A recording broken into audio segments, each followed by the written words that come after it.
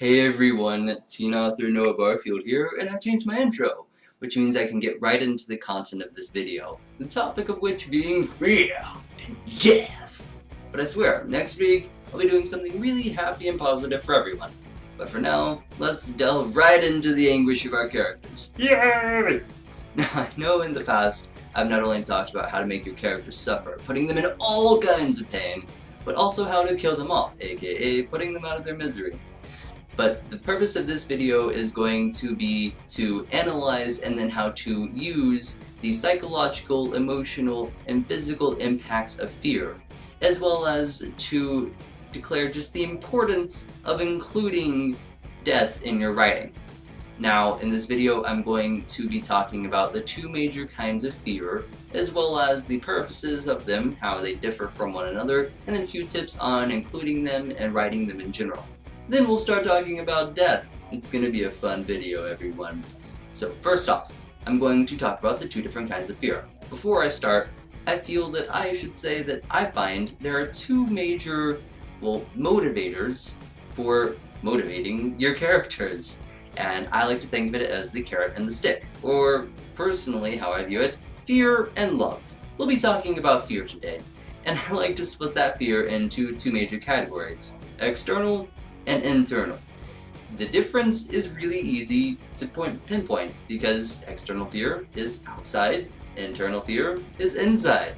So external fear is commonly really brash, probably a lot more in your face, and we'll not be talking about phobias, just about external fear in general. Phobias is your specifics that you get to deal with as a writer, whether it's death fear of sand pits, snake pits, fire pits, any kind of pit really will do, earthenware, whatever you want to do, that's your choice. But external fear is external fear of that snake pit, of that avalanche, of those bullets, of that serial killer. Now, internal fear is commonly much more subtle. It's making you doubt the reality that everyone else sees and the reality that you see.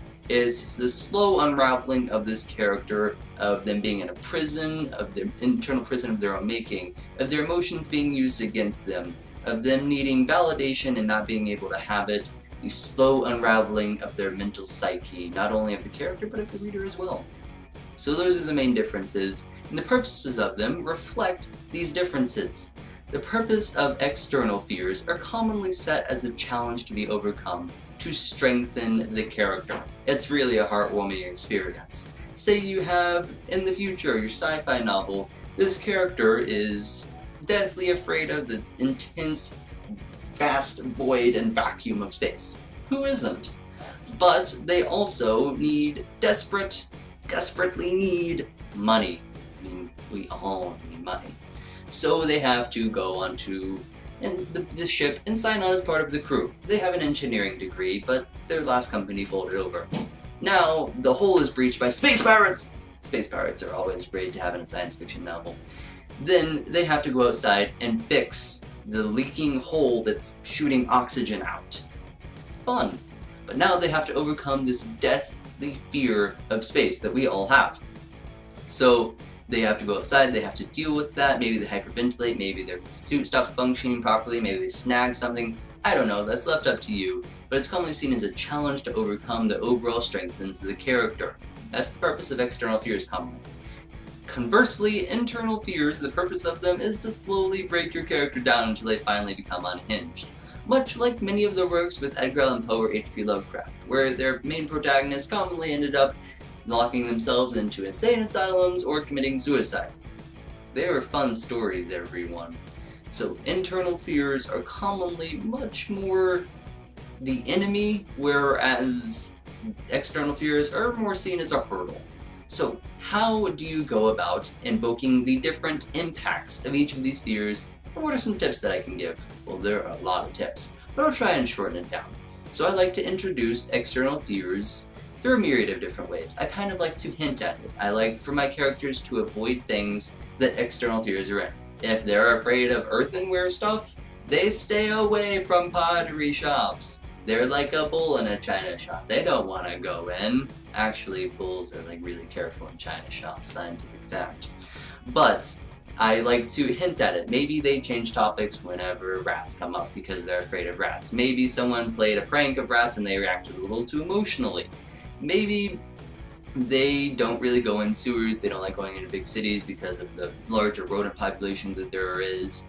Maybe it's just you have all these little things that will eventually culminate in one thing that they have to overcome, and you slowly sprinkle those things throughout the book. Now, internal fears, I like to introduce it in either one of two ways. Either I do it like in the Telltale Heart. From the very beginning, you know this person is probably unstable because they're in a padded cell, or they're talking to another cellmate, or a therapist, or the wall, or their imaginary friend. Someone who probably isn't going to take them seriously, but they really, really should have because they know where the gold is buried. Now, I also like to do it where things continue to happen over time and doubt is slowly created. Doubt is a great way to play into internal fears, and that's one of the ways I like to introduce it. Maybe they were involved in a homicide and it starts out with them freaking out, seeing demons crawling all over the floor. And then maybe the next scene is the report, where it was just cut and dry, easy, black and white, husband did it, wife did it, no demons, whatever. It was really easy. And then you introduce doubt. There are two different realities you have to deal with now. The first person protagonists and everything else. This allows you to have lots of illusions and psychological breakdowns. It's a great way to really explore inside your character, but you kind of have to forget about the outside world a lot of the time. Now, some ways to explore the impacts of them are thus follows. Externally, impacts are most seen physically first. Then you have emotional and psychological as the after effects. Maybe our lovely space engineer immediately felt some instant gratification as well as leg trembling after being able to complete such a daunting task that tasked them mentally, emotionally, and psychologically, all three. But perhaps later, this thing comes back to them and their fear is now even worse because of their near-death experience, and now they can barely stand to be on the ship, and they have a sort of cabin fever plus psychological breakdown and emotional constant distress all rolling together because of that one emotional or physical hurdle that they had to first overcome. Commonly physical is first and then emotional and psychological are afterwards, but those after effects can be very powerful. Conversely, with internal, they can all happen at once. You can have this emotional turmoil, you can have psychological distress, but you've kind of accepted that. Psychologically, it's not so bad anymore because they know, yeah, I'm crazy. Or you can slowly unravel that and they have this inkling. But you can get really cool with the physical things that can happen that may or may not actually be happening. Is that person standing there with a gun actually there? Or is that just my imagination? Is these spiders on my skin real? Are their pinpricks really sending poison into my veins? Who's to say? The physical aspects of it can be really interesting, especially whenever you start messing with their heads, creating doubt for the character as well as for the reader. So those are some tips for writing external and internal fears. I personally like to take it slow and just give you this creeping feeling of something slowly rising up, slowly unraveling, slowly taking hold until there's nothing left. But you can do it quick and dirty, whatever you want to do. Now, let's move on from that. Let's talk about death! Yay! Okay, so death is important, and I think there are 2 or 3 different kinds of death. First, you have physical death, where you're dead physically. You were shot, you were stabbed, you died peacefully in your bed, you were strangled to death, and you were eaten by a chupacabra. Whatever you want to do, physical death. It's the end, unless you're writing some spiritual thing. Then you also have the internal death of maybe like you just feel your soul is dead. Maybe you feel kind of dead inside. Maybe you're just kind of dead to the world and you don't really feel anything. Like psychos. You also have the professional, romantic, relationship death, because what are professions but professional relationships? So you have that death as well between relationships, burning bridges, things breaking up. It just wasn't working out. We had to let you go. You have been excluded from the race. So you have all of these different kinds of death, and each one can be very important and play different roles. Now, how do you go about introducing these kinds of death, and what are the impacts of them? Death is commonly the motivator. It's part of it's kind of like the pokey end of the stick rather than the carrot, where it's the final thing that pushes someone. Physical death for someone can actually be a new beginning if you do like a paranormal investigator sort of thing. But you can also have someone be martyred, or this revenge sort of scheme, which I've talked about before, which drives another character. That death can be that final push that they need to become Batman, or to avenge their death, to seek revenge, to gain enlightenment, whatever you're doing. That physical death is commonly used to drive some other character forward. Now, internal death is commonly a byproduct of some difficult challenge that they've had to do, but you can combine external death with external fear with internal death. That's really, really fun. Combining fear and death is always a great way to introduce, well, melancholy and depression to your character. But whenever your character's day is going really badly, just make it worse. That's great fiction. So, what you want to do is whenever you have this internal death, you can't really explore that because there's just nothingness there. It's like trying to explore a void. Because it's a void, you can't explore it. But you can explore it externally. You can't really explore that internally. But externally, you have all these different things. Their reactions might be different.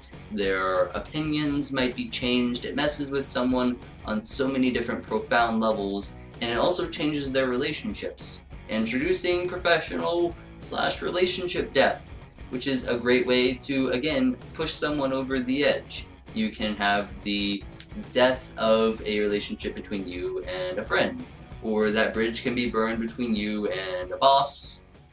Someone can break up with you, all of these different things. Death is crucial, and the fear of it also drives a lot of things that humanity does, and if you want to be realistic, that also drives a lot of things your characters do. Even whenever it's subconsciously, that is a great motivator. You know, if maybe these two people are trying to find love, but they fear that romantic death, and it's that go there, won't they, push and pull sort of thing, and you don't really know where it's going to go.